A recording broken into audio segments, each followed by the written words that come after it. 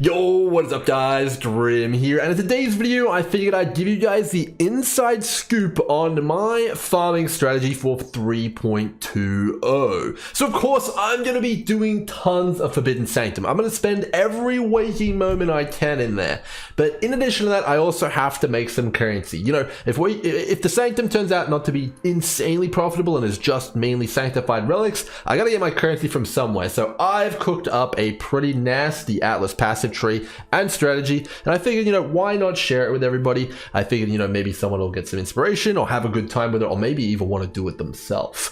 All right, but the catch is, to do this strategy on League Start, you're gonna have to juice up your character, probably with a few of the items that I'm using here, and I'll explain those as well. So maybe you can modify your build a little bit if you want to walk down this path with me. All right, without further ado, let's get into it. So what is the strategy? Well, in the past, I've gone for kind of singular league focused mechanics. You know, maybe I did only Eldritch Altars, maybe I did Legion. You know, people like to do Expedition, Blight, you name it, but they generally only focus on one mechanic. Well, this time we're going with the triple stack, the big burger of mechanics. And I think it's going to be a pretty damn good time. Now, why are we going with the triple stack? Well, there's just so much juice that is insanely synergistic this league that I think it's you know, it's foolish not to, essentially. Now, what is the juice? Well, we're going with Delirium, Legion, and beyond, and all of them have pretty much been buffed, and we'll go into exactly why that is when we get to each of them. All right, so these things all synergize together fantastically. We're going to start out here with Delirium. So Delirium is really in a good place right now, I think, in terms of low investment mapping. When you have the Delirium mirror on your map, as long as you clear, you know, 3 or 4 reward tiles, you basically almost feel like you're guaranteed to get 1 or 2 Delirium orbs, which is, you know, obviously pretty insane. Delirium orbs are generally around 10C, and they don't go much lower than that, even for the bad ones. And, you know, if you're getting a Delirium orb every single mirror you do, well, you know, that's pretty damn good money. In addition to that, you can get multiple of them, and Delirium is on the map device this time, so it's never gonna cost more than 10C per map. You also get the Simulacrum Splinters and the rest of the loot to boot. So overall, you know, you pay for the mirror with 1 orb most of the time. So it's basically just free juice on the map device, so why wouldn't you want to do it? In addition to that, you know, if it gets too expensive on the map device, well, you should take a look at the compass. Maybe it will be cheaper than the map device. Likely it will be for the most part, because people want to sell the compass, they'll have it anyway, and you know, they're going to sell it cheaper than the map device, otherwise no one's going to buy it. So there's plenty of ways to get really cheap Delirium. In addition to that, you know, we've obviously got all of the normal good stuff spec'd in here. You know, we've seen the new Delirium Atlas passive nodes. You know, okay, they're not going to be on this strategy. I've taken a look at them, but you know, maybe they'll be on another one, but we are probably going to go with the traditional nodes this time. So, you know, we've got the extra chance at the reward tiles everywhere, pretty much, and we've got the extra fog to make sure that we can clear the full map without any issues on the Delirium front here. So that's going to be one part of the strategy. All right, next up, we of course have the big dog. We have Legion, the absolute god tier Giga Chad league mechanic for League Start. It is absolutely just mega money. Why is it mega money? Well, it drops Legion emblems, and those emblems sell for a ludicrous price to early 5-way runners. Why is it so why do they pay so much?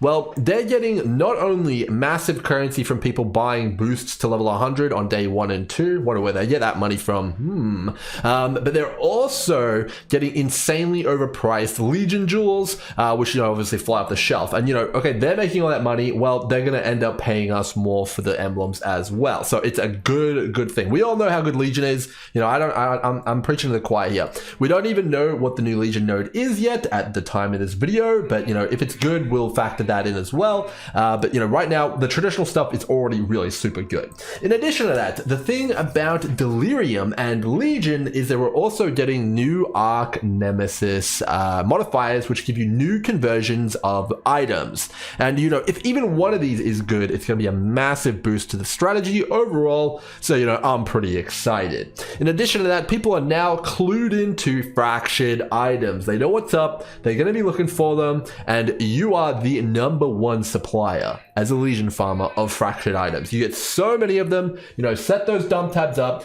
you're going to be making a fortune. All right, next up, I don't actually have any Atlas passive points for this one here. It is Beyond. Now, Beyond is a bit of a funny mechanic because the actual nodes on the tree just, they suck, man. They suck. You know, there's like some ones here, like the 30% ones, you know, you could take them, 2 points there, I actually might do that. But then the other good nodes are all the way down here, and it's only 15% tainted currency, right? The rest are pretty much garbanzo. Now, overall, you know, take those 2 nodes, you know, that's it. But then you're going to grab the compass or the Atlas, or the map device, because it is on the map device. One or the other. So you have plenty of options about what you want to do here. It's pretty good, pretty flexible. I'm a big fan of that. But why Grimro? Why are you doing Beyond? It's garbage, isn't it? Well, no, it's not. As long as they don't nerf the drop rate of Tainted Fusings, you actually get a pretty damn good amount of them. And Tainted Jewelers and Chromatics also sell for a pretty good amount. Now, they buffed Tainted Fusings in the new patch. In the past, Tainted Fusings were a 1 in 4 chance to grant your item, which is corrupted, an extra link. And now it's going to be a 1 in 2. So on average, you needed about 16 Tainted Fusings before to get a 6th link, if you use the bench trick with the Jewelers, right? And now you only need 4. So it's pretty crazy. We're going to be printing 6 links. You can either use them yourself, you can sell them, you know, you can do all sorts of things, man. But I have a feeling Beyond is going to be worth investing in early. And, you know, you can do some pretty insane commerce by, you know, like getting some items, corrupting them, and then 6 linking them, and then selling them back. I think it's going to be a pretty big money spinner, and that's why I'm investing in that there. So overall, pretty damn nice. You know, not too bad. All right, so now that we know the strat, let's talk about the map. Of course, you know, they didn't ban it, they didn't remove it. It's got to be Dunes.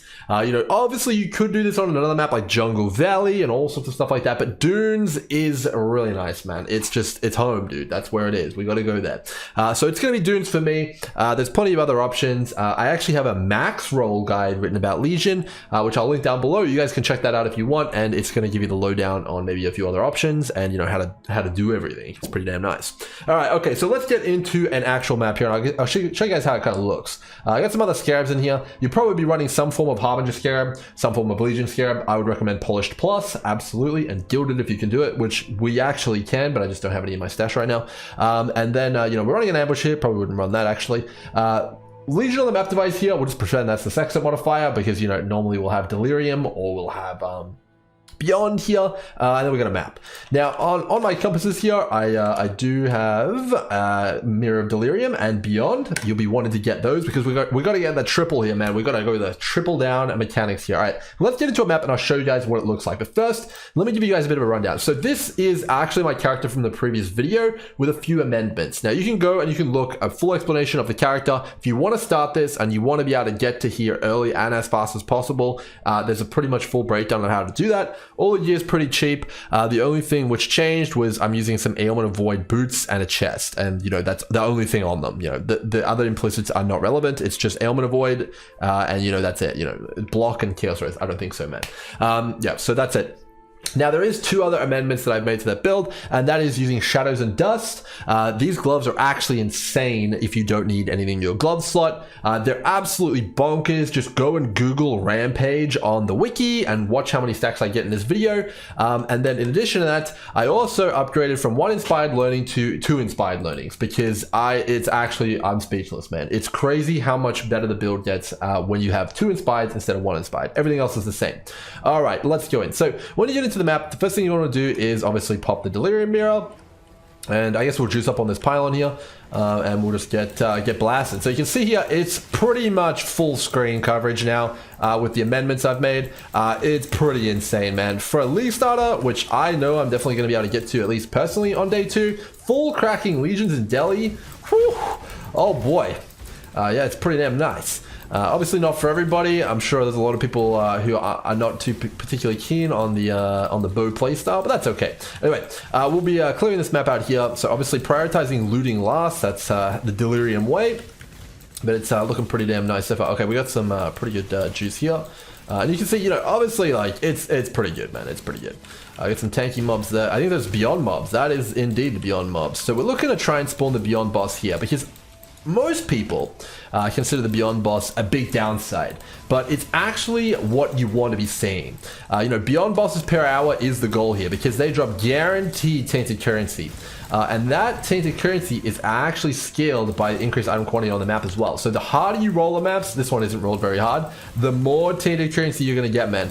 And that also works with map quant, but also you can increase the map quant by using the Atlas passive nodes at the top of the tree, and that is also going to increase the amount of tainted currency you're getting, which is really nice. So overall, I think Beyond is pretty damn great, TLDR. But yeah, we'll go through this Legion. I can't seem to find the last mob, that's fine. Okay, it was the boss here. We'll clear this bad boy out. Goodbye, Hyrie, you died. And you kind of get the general gist of the strategy here. So this is a strategy we definitely want to be doing, you know, on day 2, day 3, but it's going to be good all league long. It's going to be a little bit less good, obviously, when everyone gets on it, which they inevitably will, I'm sure. But it's definitely particularly insane early. Now, the downside of this strategy is that you're obviously not going to be clearing maps as fast as something like an Alchemist Ghost strategy or an Eldritch Altar pure kind of mapping strategy. So you're not going to get as much exposure to the Sanctum. But, you know, overall, I think it's fine. You're making so much money that you can go and check out the Sanctum after you make all that cash and you get some big, big upgrades. So we'll just quickly clear the boss out here, and I think we pretty much checked out all we want to check out, right? We don't really need to see anything else here. We got all the juice that we need. All right, so we'll just jump out here, and then, you know, we'll kind of do a bit of a wrap up. Oh, do we get it? We got one daily orb. Okay, so you kind of get the idea there. We're gonna go to this abyss. 33 Simulacrum Splinters, you know, so if that was in the league and I paid 10C for that, you know, I'd be pretty happy with that, in addition to that. So let's go over a few extra things here that you guys are going to want to know about this strategy, and that we can also talk about. So Delirium orbs are really annoying to sell. They are really, really annoying, and if you don't have like a really good one, like skittering or anything like that, chances are you're going to have to bulk sell them on TFT for a big loss. Well, you can actually use Harvest to swap over your Delirium orbs all into the same type, and you can make sure it's a pretty good type, and then you can sell them all at once. Pretty damn nice. Now, this strategy specifically is actually going to complete Delirium mirrors likely faster than pure Delirium strategies. So, you know, mappers who do like the Delirium strands, you know, a lot of those guys like to invest in stuff like Blight, which, you know, some people are starting to move away from that, but you know, they generally take quite a long time during their maps. So for pure Deli Orb generation, this is a pretty damn good method. Most of the time, you're going to be looking at getting 6 or 7 rewards, you know, which is pretty damn nice. It's going to give you a good threshold at getting those orbs. But what we're looking for here is actually a craft here, which changes Delirium orbs into a different type. And you know, you can just check and see which Delirium orbs are really hot right now, and just convert them all until all of them hit a really hot amount, and then you can, you know, sell the stacks of those because all of them will kind of like concatenate into a really good type, and it'll be way easier to sell them. Overall, pretty damn nice. And that's kind of going to be the strat, guys. You'll easily be able to infinitely sustain. You'll have no issues with, you know, the currency flow, and, you know, overall, you can definitely scale the mechanics a lot better. But overall, I'll just give you a quick rattle it off what I'm going to be using in terms of my materials. So for materials, I'm going to be using Beyond on the compass or the map device, depending on prices. I'm going to be using Delirium Mirror either on the compass or the map device. You know, again, depending on the prices, we'll interchange those depending on what we need. I'm probably going to be using Harbinger as a compass as well, because I think that they're going to be insane. And then the final one will probably either be like Hunter Traitors, Legion, or it will also be, you know, Science Farming, which will allow you to get a bunch of Scarabs. Most likely it's going to be Legion, but it depends on the prices again.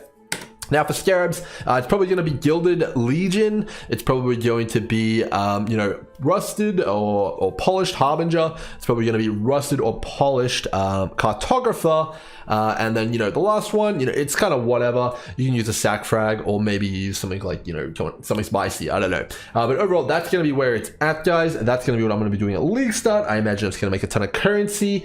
Keep your eyes peeled for the updates. There's going to be plenty. And obviously, keep an eye out for the Forbidden Sanctum info. And if you're thinking and a bit on the fence about the league starter, I'd probably play it safe and see how it goes for the Grim. But overall, you guys have kind of seen how it kind of transitions into the next stage now. You've seen the early, you've seen the mid, and then obviously you guys know what endgame bow builds look like, so you guys can kind of make your own decision. It's a pretty insane build once you get the juicing items, the double inspired, the shadows and dust.